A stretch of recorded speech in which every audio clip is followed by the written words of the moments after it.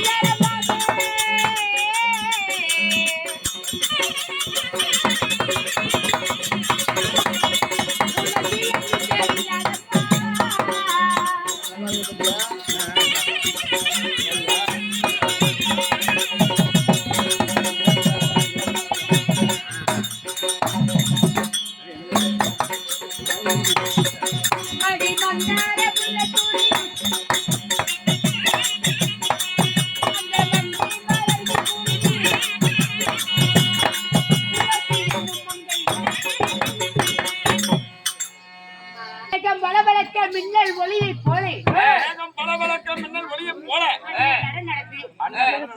பின்ன சட குலுங்கிட மங்கையால் என்னுடைய பெயரை ஊர்வசி என்று சொல்லலாம்.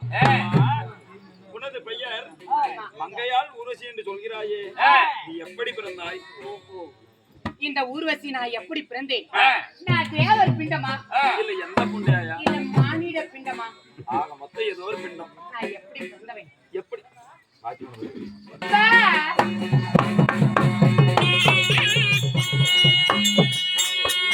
அம்மா தேவாதி தேவரெல்லாம்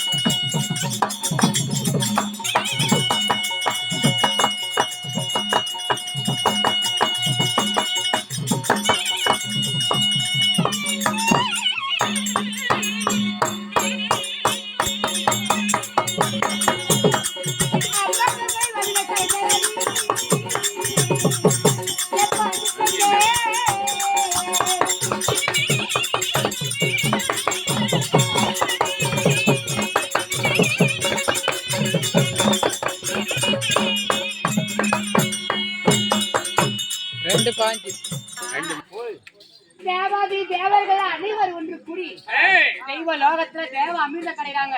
தேவ அமிர்தம் எதற்காக கிடைறாங்க? தேவர்களுக்கு 4 வியாதி அணுகக்கூடாது. வியாதி அதாவது நரை, பிறை, பிணி, மூப்பு என்று சொல்லக்கூடிய 4 வியாதி அணுகக்கூடாதாம். நரை என்றால் ஒரு ஆடவனுக்கு தலைமுடியாகப்பட்டது எப்பொழுதுமே நரைக்கவே கூடாது. பிறை என்றால் கண்களுக்கு எப்பொழுதுமே நன்றாக தெரியணும். பிணி என்றால் எந்த ஒரு நோய் நொடி வரக்கூடாது. மூச்சு என்றால் இளமை பருவம் எப்பயுமே முதிர்ந்த பருவத்துக்கு போகக்கூடாது. அந்த அமிர்தம் சாப்பிட்டா நீ எப்படி இருக்கிறியோ அப்படியேதான் இருப்ப. அதோட கொஞ்சம் மாறாது. ஆமா, அப்படி 4 வியாதி அணுகக்கூடாதுன்னு சொல்லி தேவாதி தேவர்களை என்ன செய்யறாங்க? அம்மா மந்திரகிரி மலை ஒரு மக்களும் இரவிலே உதிக்கின்றாரே சந்திர பகவான், அவரை ஒரு தூணாக நிறுத்தி 1000 படாமுடி தரித்த ஆதி சேசன் என்று சொல்லக்கூடிய அதாவது வாசிகி பாம்பை ஒரு இழு கயிறாக வைத்து அம்மம்மா தெய்வலோகத்துல என்ன செய்யறாங்க? தேவரெல்லாம் வாழ்புறம், அரக்கரெல்லாம் தலைபுறம் நின்று அமிர்தங்கள் கடைந்தார்கள். அந்த அமிர்தத்தின் வழியாக முந்தி பிறந்தால் மூதேவிங்கிற பெண்ணு. ஆமா, 2வதாக சிரிச்ச லட்சணத்தோடு ஸ்ரீதேவி பிறந்தாங்க. 3வதாக மாங்கனியில மகாலட்சுமி பிறந்தாங்க. 4வதாக கல்விக்கெல்லாம் அரசியாக கூடிய கமல தாமரை மீது அமர்ந்திருக்கக்கூடிய கலைவாணி சரஸ்வதி பிறந்தாங்க. 5வது இந்திராணி அம்மையார் பிறந்தாங்க. 6வது நாங்க யாராரு பிறந்தோம்? நம் பெயர் அதிதேவி, திலோட்டமி, மேனகை, ஊர்வசி என்று சொல்லக்கூடிய சப்த கன்னிமார்களோ நாங்க பிறந்தோம்.